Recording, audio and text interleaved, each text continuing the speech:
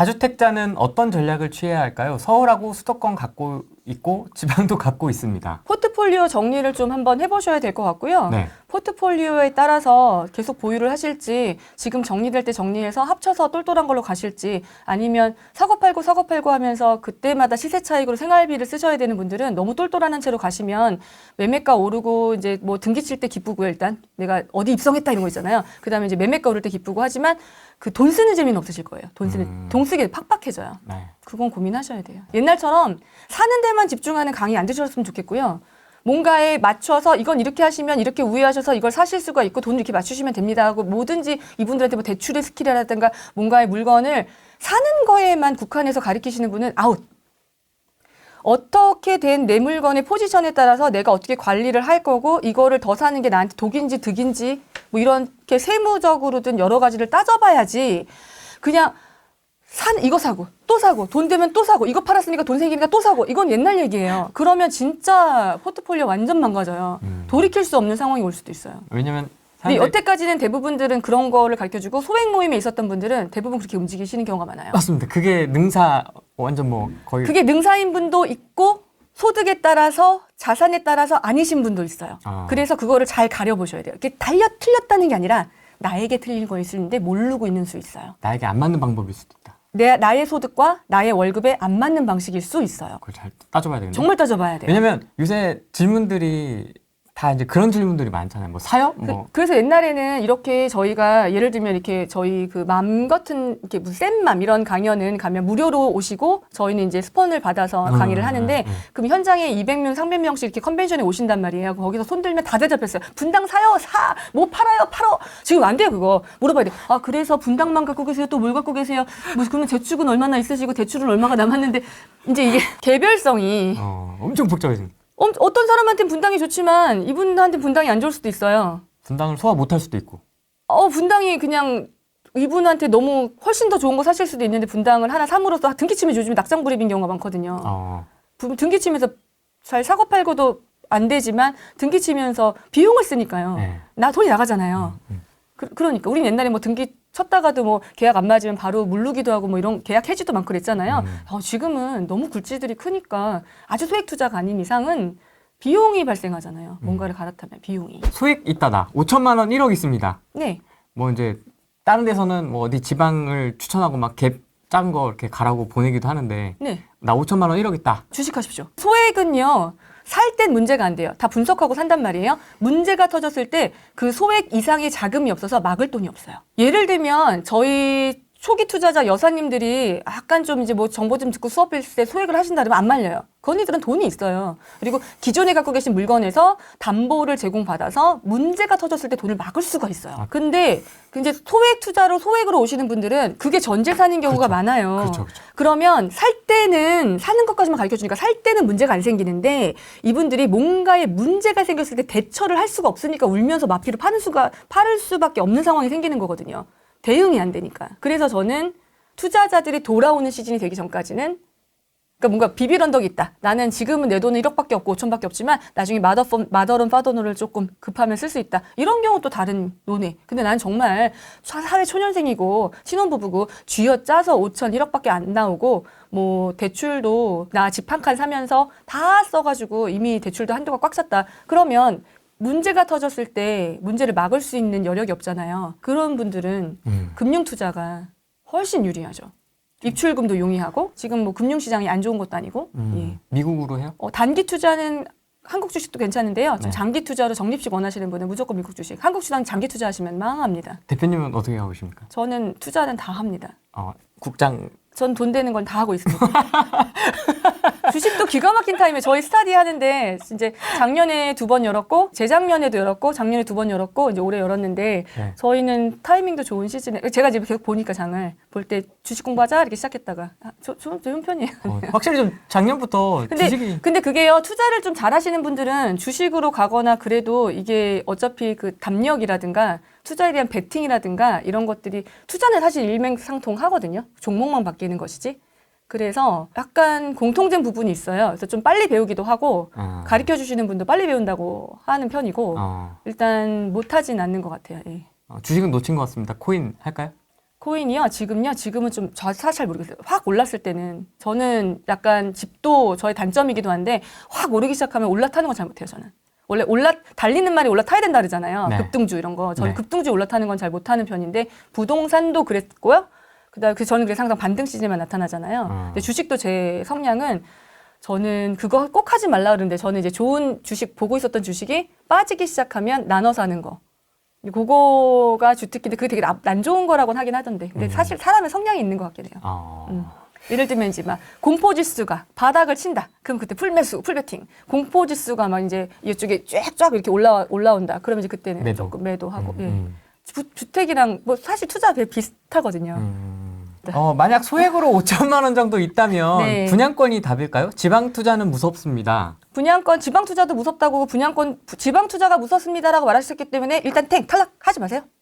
이분의 성향이 드러나요. 지방이 무서운데 5천만 원 갖고 분양권 이분은 사는 것만 있어요, 머릿속에.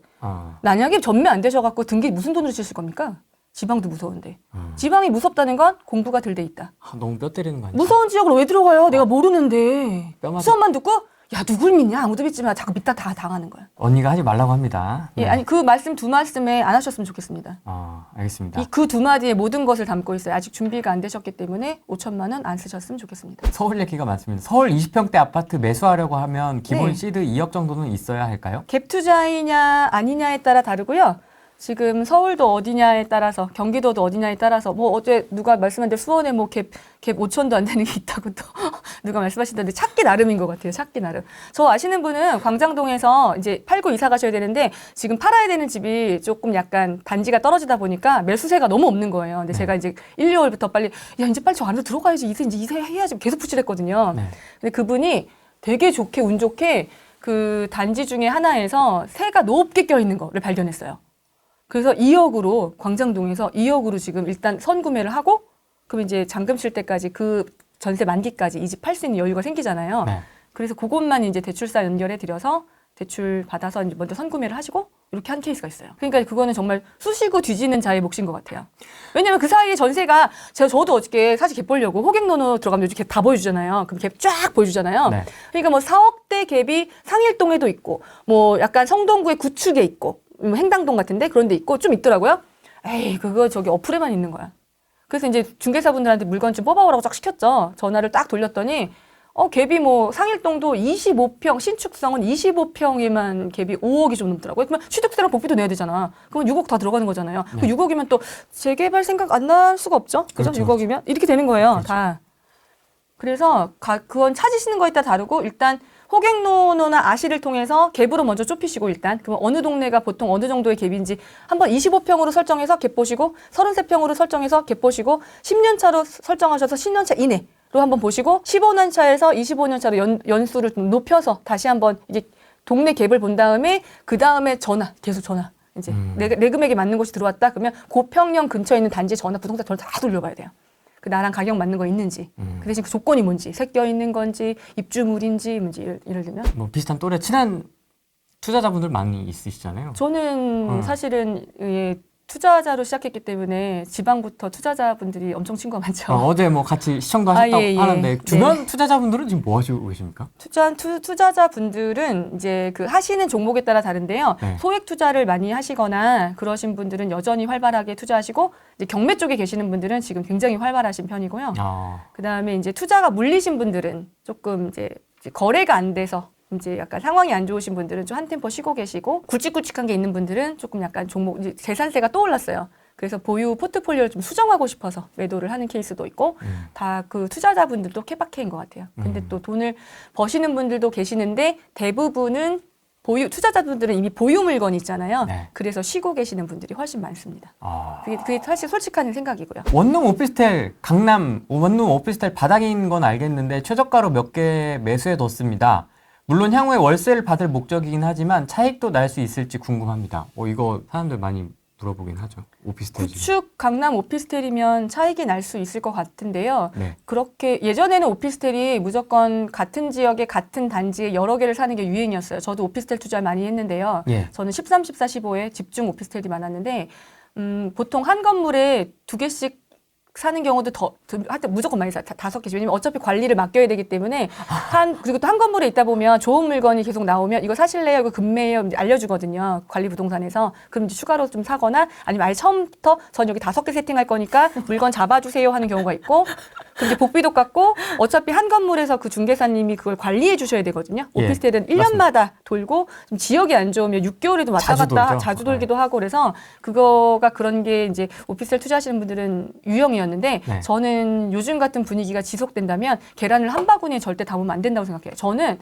꼭 잔금이 9월, 10월에 몰려요. 제가 의도해서 분산을 시켜놔도 꼭 9월, 10월로 어떻게든 몰리는데 그러니까 저는 가을에 정말 보릿고개예요. 그러니까 잔금이 몰려도 힘들거든요. 근데 지역이 몰리면 더 힘들겠죠. 그래서 한 건물에 오피스텔을 저렇게 집중해서 사시는 건 이제 다음번에는 좀 안 하셨으면 좋겠어요. 예전엔 방법이 맞았어요. 근데 지금은 한 지역 한 단지 같은 건물이면 조금 나중에 쏠림이 같이 움직이니까. 근데 신축 강남 오피스텔은 이미 분양가가 비싸요. 그래서 그거는 사실 잘 모르겠고요. 원룸이 너무 과도하게 비싸거든요. 근데 이게 구축 오피스텔인데 그럼 전세랑 거의 비슷한 경우도 있고 네. 그걸 사실 22년도에 21년 하반기 22년 초에 오피스텔 엄청 언제 그 연도가 기억이 안 나네. 문정동 아이파크 건설사분 물건 풀렸을 때 딱 그 시점인데 그 시점에 오피스텔을 갭으로 잡는 게 엄청 유행이었거든요.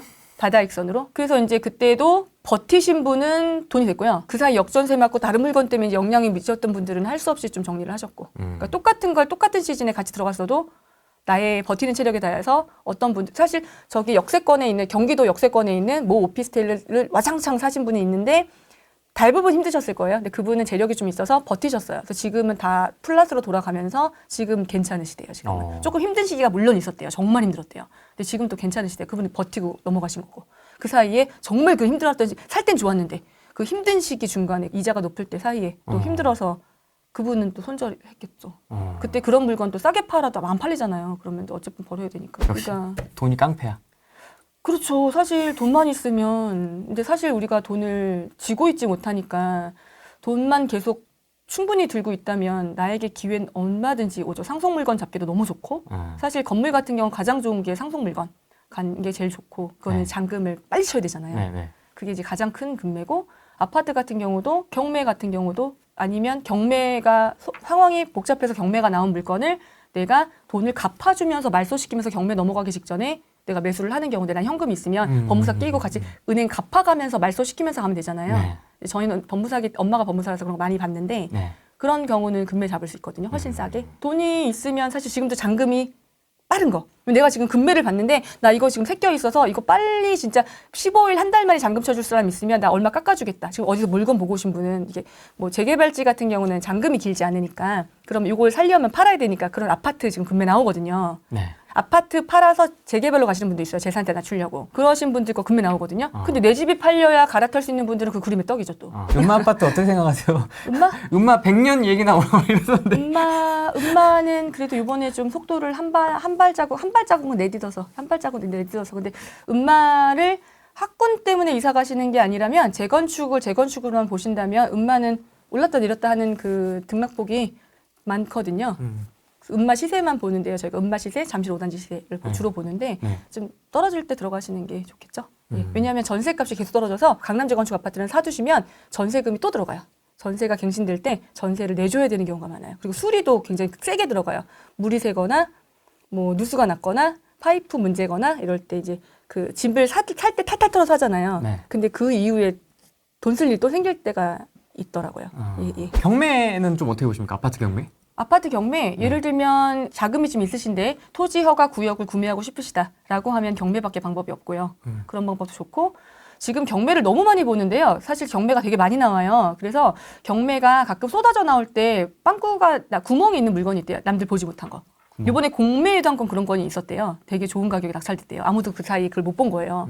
4시간을 봐도 신건을 다 못 본대요. 최근에. 그러니까 경매는 좀 하실 줄 안다면 보시는 것도 괜찮지만 경매를 너무 시세에 구매하시는 것도 좀 아닌 것 같고 경매는 조금 싸게 사셔야 돼요. 아니면 경매 나올 물건의 권리를 근저당을 해제하면서 조금 깎아서 그분 돈이 급하셔서 경매 넘어온 물건일 수 있으니까 해결해주면 된다. 근데 그 안에 사시는 분이 누군지를 보고 경매 사시던 주인한테 세를 주면서 하는 건 전 반대. 왜냐하면 그분은 돈이 잡힐 대로 잡혔다가 나중에 그분을 명도를 못할 수가 있어요. 네. 그분이 갈 데가 없을 수가 있거든요. 네. 가구도 좋은 거 집에 좋은 집들 보면 좋은데 이제 경매 많이 잡혀서 그런 분들은 주거 하향 못하세요. 잘 나중에 명도에 고생하실 수 있어요. 그러니까 약간 부동산 상품이 내부에 디테일이 좀 많죠. 개별성이 이런 이야기들 들어보면.